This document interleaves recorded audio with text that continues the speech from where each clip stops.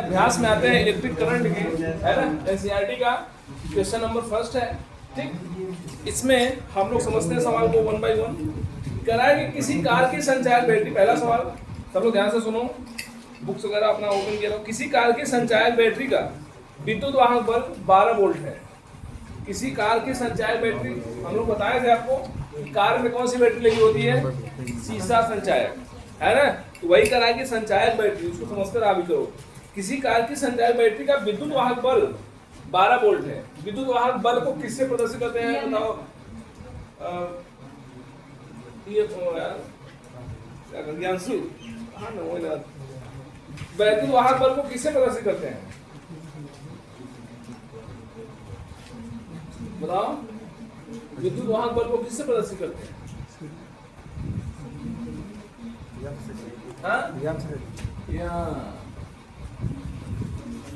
विद्युत वाहक बल को ई से प्रदर्शित करते हैं। किससे? ईएमएफ। उसका नाम ही है विद्युत वाहक बल, इलेक्ट्रोमोटिव फोर्स ईएमएफ। कई वोल्ट है भाई? 12 वोल्ट है।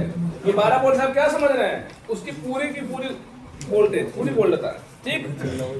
यदि बैटरी का आंतरिक प्रतिरोध नगण्य हो, यदि बैटरी का आंतरिक प्रतिरोध 0.4 ओम हो, यदि बैटरी का आंतरिक प्रतिरोध कितना हो भाई? आंतरिक प्रतिरोध माने स्मॉल आर। एक्सटर्नल प्रतिरोध, जो वायर प्रतिरोध होता है वो कौन सा होता है? कैपिटल आर होता है, ध्यान दो। और मैंने बताया था कि जो आंतरिक प्रतिरोध होता है वो बैटरी का कम से कम होना चाहिए। आंतरिक प्रतिरोध क्या होना चाहिए? कम से। क्यों? क्यों? क्योंकि अगर उसमें आंतरिक प्रतिरोध का वो ज्यादा रहेगा तो ज्यादा ऊर्जा आंतरिक प्रतिरोध, हाँ, ज्यादा ऊर्जा तो आंतरिक प्रतिरोध में ही नष्ट हो जाएगा। माने अगर हमको सरकार द्वारा पैसा मिल रहा है मकान बनवाने के लिए, मान लो ग्राम प्रधान को, अब प्रधान ही पूरा खा जाएगा तो आदमी क्या पाएगा? नहीं समझे मेरी बात? तो अंदर अंदर का बैटरी खा जाएगी तो हमारा बल्ब कैसे जलेगा? मामला सब गड़बड़ होता है। इसलिए उसका प्रतिरोध कम से कम होना चाहिए। और जो सबसे अच्छी बैटरी होती है उसको आदर्श बैटरी बोलते हैं। अच्छी का मतलब जिसका आंतरिक प्रतिरोध लगभग नगण्य होता है। 100% जीरो होना संभव नहीं है ना। लेकिन अगर बहुत कम होगा प्रतिरोध तो आदर्श बैटरी के अंतर्गत आता है। चलो सुनते भी जाया करो, बीच में जो बोला करो। कह रहा है कि बैटरी से ली जाने वाली अधिकतम धारा का मान बताना है। बैटरी से ली जाने वाली अधिकतम धारा, समझो बात को। ईएमएफ कितना है? आंतरिक प्रतिरोध कितना है? बताओ बाहर कितनी धारा देगा? बाहर कितनी धारा देगा? तो बताओ, आप लोग फार्मूला पढ़े हो? क्या तुम होता है? आई बराबर क्या होता है? ई अपान आर प्लस, नहीं पढ़े हो? उनका नियम ओम का। आई बराबर भी अपान, तो भी माने ई, आर माने आर प्लस आर। इसी से तो हम लोग समीकरण ही बनाए थे। अगर यहाँ इसको भेज दो आई आर, देखो ई बराबर मिलेगा क्या? I R plus I R, बोलो। और यही हमारा क्या होता है? टर्मिनल वोल्टेज होता है, बोलो। यही हमारा क्या होता है? टर्मिनल वोल्टेज होता है। समीकरण यही तो है, ठीक। अब यहाँ से बताओ क्या निकालना है भैया आपको? धारा का मान निकालना है। कितना आराम से घटिया सवाल है, दम नहीं है कोई भी। ई का मान रखो 12 वोल्ट, आर का मान रखो। आर का मान क्या कर रहा है? हाँ, इसमें कहा है कि बैटरी से ली जाने वाली अधिकतम धारा का मान क्या होगा? बैटरी से ली सुनो, बैटरी से ली जाने वाली अधिकतम धारा का मान मैंने आपको बताया था कि अगर अधिकतम धारा लेना होगा, आर का मान आपको क्या रखना होगा? 0 रखना होगा। क्या रखना होगा? आपको मैंने वहां भी लिखाया भी था कि अधिकतम धारा के लिए ये जो आर है इसको क्या रखोगे? 0 रखोगे। ई बाई क्या? आर का प्रयोग करोगे। समझा? अधिकतम धारा वो दिया है तो आर का मान नहीं दिया है। तो आर का मान नहीं दिया तो क्यों नहीं दिया है? क्योंकि इसको क्या करना पड़ेगा? 0 करना पड़ेगा। और कितना दिया हुआ है? 0.4 दिया हुआ है। आई बराबर क्या? 12 बटे या 120 बटे 4, 30 समझा? 30 एम्पीयर। इधर दोनों काटोगे 0 बढ़ेगा और 120 हो जाएगा। 4 तिहाई 12, 120 एम्पीयर की धारा, 30 एम्पीयर की धारा प्रोवाइड होगी, अधिकतम धारा। ठीक है, समझ आया? एकदम सिंपल सवाल था, इसको लगा लो आप। जल्दी लिखो तुरंत, फिर सेकंड क्वेश्चन देखो। दूसरा सवाल है 10 वोल्ट विद्युत वाहक वाली बैटरी जिसका आंतरिक प्रतिरोध 3 ओम है, किसी प्रतिरोधक से संयोजित है। यदि परिपथ में धारा का मान 0.5 एम्पीयर हो तो प्रतिरोध का प्रतिरोधक क्या है? तो प्रतिरोधक का प्रतिरोध क्या है? जब परिपथ बंद होगा तो उसकी टर्मिनल वोल्टता क्या होगी? ठीक, तो पहला सवाल तो हो गया। दूसरा सवाल है, कह रहा है कि कोई बैटरी है जिसका ईएमएफ है कितना वोल्ट? विद्युत वाहक बल कितना वोल्ट है? 10 वोल्ट है। ये दिमाग में सेट रखो भाई, विद्युत वाहक बल माने ईएमएफ कितना वोल्ट है? 10 वोल्ट है। और उसका आंतरिक प्रतिरोध कितना है?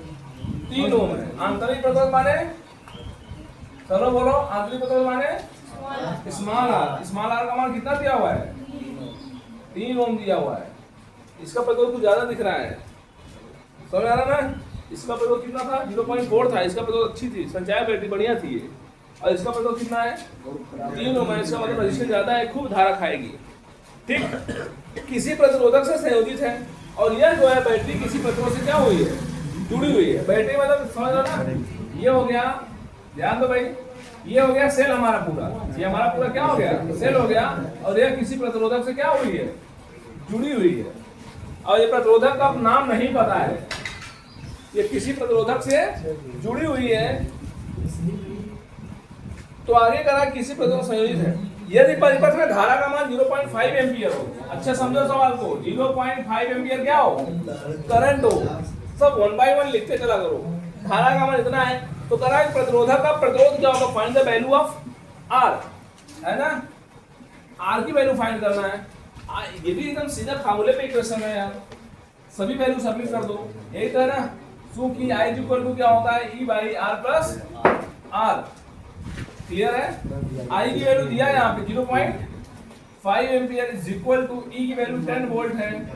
R निकालना है, इसकी वैल्यू समय निकल जाएगा ना, मल्टीप्लाई करो इसको। 0.5 आर प्लस 5 तिहाई 1.5 हो जाएगा, इज इक्वल टू कितना? 10 आ जाएगा। इसको भेज दो उस तरफ। तो 0.5 आर इज इक्वल टू क्या? 8.5। समझ आ रहा ना? ये जाएगा उधर घट जाएगा ना, ये जाएगा उधर क्या होगा? घट जाएगा। आर की वैल्यू क्या मिलेगी भाई? 8.5 बाई 0.5 पॉइंट काट दो और 5 17 में 85। आर की वैल्यू कितनी आई? इसका मतलब यहाँ पे कितने ओम का यूज किया गया होगा? 17 ओम का यूज किया गया होगा। क्लियर है? यहाँ पे जो रेजिस्टेंस की वैल्यू होगी हमारी कितनी होगी? 17। अगला इसी में सवाल और कह रहा है कि जब परिपथ बंद होगा तो सेल की टर्मिनल वोल्टता क्या होगी? अब आप बताओ, परिपथ बंद का मतलब क्या? धारा बहना शुरू हो जाएगी। परिपथ बंद का मतलब धारा बहना शुरू हो जाएगा। जब धारा बहना शुरू होगी तो आपसे कह रहा है बताओ यहाँ का जो वोल्टेज होगा वो कितना होगा? यहाँ का वोल्टेज माने क्या? जो बाहरी वोल्टेज होता है, जिसको हम लोग क्या बोलते हैं? टर्मिनल वोल्टेज बोलते हैं। महसूस कर रहे हो टर्मिनल वोल्टेज, ईएमएफ वगैरह सब आंतरिक हुआ है। ठीक, तो बताओ टर्मिनल वोल्टेज की जो वैल्यू होती है कितनी होती है भाई? V बराबर E माइनस, यही होता है ना। अभी क्या लिखे थे? E बराबर V प्लस क्या होता है? IR, या ऐसे भी लिख सकते हो E equal to IR plus IR। ये फार्मूला होता है। IR को हम क्या बोलते हैं? टर्मिनल वोल्टेज बोलते हैं। तो यहाँ से V निकालोगे तो IR कहाँ भेजना पड़ेगा? उधर E माइनस IR हो जाएगा। समझा? एक ही फार्मूला है, सब केवल घुमा फिरा के लिखा जाता है। ये भी वही है, ये भी वही है, ये भी वही, सब कुछ वही। जितने फार्मूले इसके सब एक ही होते हैं, केवल लेफ्ट राइट और डाउन किया गया होता है। तो V बराबर E माइनस IR, सॉल्व कर दो इसको। E की वैल्यू रखो, कई वोल्ट है? 10 वोल्ट है। करंट कितना है? करंट कितना है? करंट नहीं दिख रहा है, 0.5। तो V इक्वल टू क्या आएगा? E की वैल्यू है 10 वोल्ट माइनस I की वैल्यू है 0.5 है, इनटू रेजिस्टेंस की वैल्यू है 3 ओम, है ना? तो V इक्वल टू आया 10 माइनस 1.5। तो V इक्वल टू आएगा 8.5 वोल्ट। ये वैल्यू हो जाएगी। हाँ, कहाँ 17 है? तो कौन आ रहा? हाँ, तब क्वेश्चन नंबर आते हैं हम लोग तीसरे पे। दूसरा सवाल हमारा हो गया टर्मिनल वोल्ट का रेजिस्टेंस निकालने का। क्वेश्चन नंबर 3 में आओ भाई।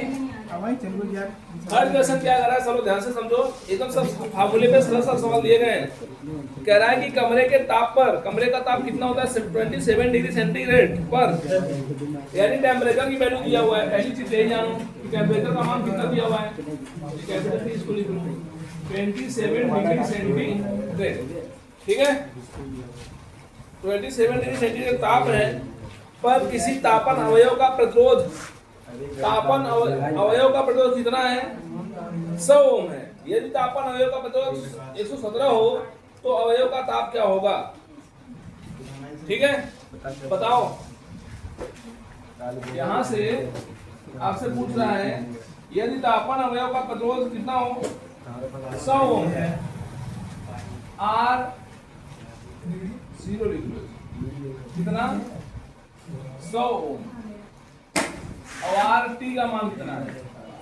तापन अवयव का मतलब बाद में इसका प्रतिरोध बढ़कर के कितना हो जा रहा है 117 ओम हो जा रहा है, ठीक है। तो बताओ, कह रहा है कि अवयव का ताप क्या होगा, टेम्परेचर पूछ रहा है, कितना टेम्परेचर बढ़ाया गया, ठीक है। इसको T1 मान लो, इसको T2 मान लो। कह रहा है कि T1, सब लोग समझो भाई, कमरे के ताप पर प्रतिरोध का मान इतना है, और अगर प्रतिरोध का मान इतना हो जाए तो बताओ ताप कितना होगा। नहीं समझे सवाल को, क्या कर रहा है, अगर ताप का मान इतना हो तो प्रतिरोध का मान क्या था, इतना था। अगर प्रतिरोध इतना हो जाए जिसका मतलब बताओ ताप कितना बढ़ाया गया होगा, ताप कितना होगा, बताओ कैसे लगेगा इस सवाल, बोलो।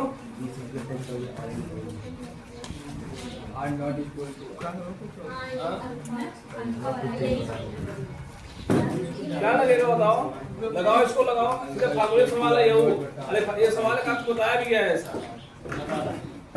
प्रतिरोध ताप गुणांक वाला जब हम लोग पढ़ रहे थे वहां पे आपको ऐसा सवाल बताया, हाँ 1 प्लस अल्फा डेल्टा टी, लगाओ लगाओ पूरा तो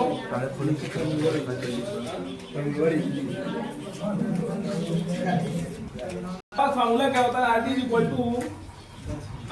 equal to R naught 1 plus alpha delta T. आप डेल्टा टी क्या यूज करोगे, यहाँ से आपको किसका मान निकालना है, डेल्टा टी नहीं, बल्कि यहाँ पे T2 का मान निकालना है। यहाँ पे T1 का मान दिया हुआ है ना, तो कैसे करोगे, RT की वैल्यू माने ये रखोगे 117, और प्रारंभिक प्रतिरोध कितना था 100, पहले प्रतिरोध इतना था, बाद में इतना हुआ है, ये पहला वाला होता है, ये बाद वाला होता है। 1 प्लस अल्फा, अल्फा का भी मान रखना पड़ेगा, थोड़ा इसको सिंप्लीफाई कर दें। इसको ऐसे भी लिख सकते हो, RT minus R naught is equal to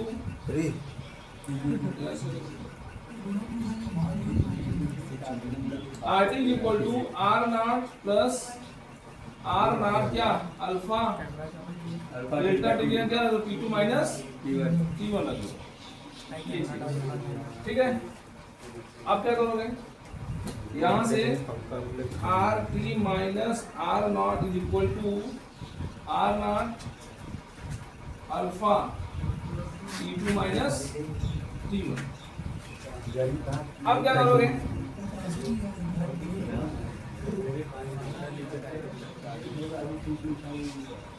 बोलो भाई, चलो ये तो सर की वैल्यू रखो, कोई दिक्कत नहीं।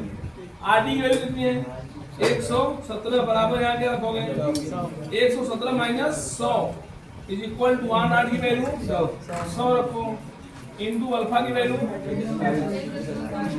हाँ यहाँ पे है ना 1.7 into 10 power minus T2 minus T1, T2 minus, आपसे इसमें पूछ रहा है, दिया है तो T2 निकालना है, बाद वाला टेम्परेचर निकालना है, और पहले वाला 27 डिग्री है, 27 डिग्री, ठीक है। अब यहाँ से आपको क्या करना है, T2 का मान निकालना है, तो T2 का मान कैसे निकालोगे,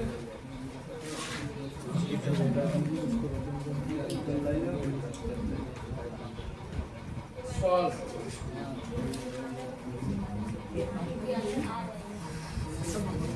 देखो 117 में से 100 घटाओगे 17 आएगा। 17 इज इक्वल टू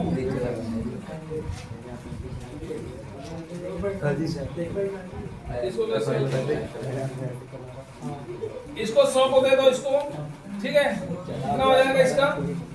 ये चलो देखो 100 को दे दो इसको, इसका तो घाते माइनस 2 हो जाएगा, ठीक, 2 जीरो जाए पाएगा तो घाते माइनस 2 हो जाएगा। अब 10 घाते माइनस 2 है, 10 घाते माइनस 2 इसको दे दो मन करेगा, ठीक, तो दे जाएगा 0.01 कितना होगा 0.017, सही है ना?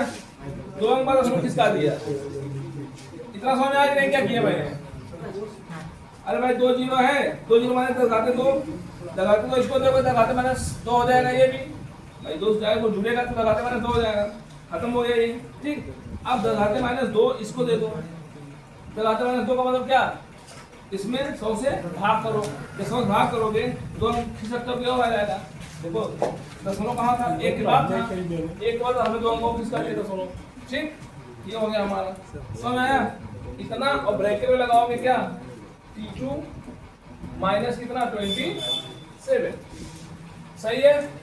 अब क्या करोगे? इसको भेजो इधर, इसको भेजो इधर, या दोनों को मल्टीप्लाई करो। 17 इज इक्वल टू क्या? 0.017 T2 माइनस,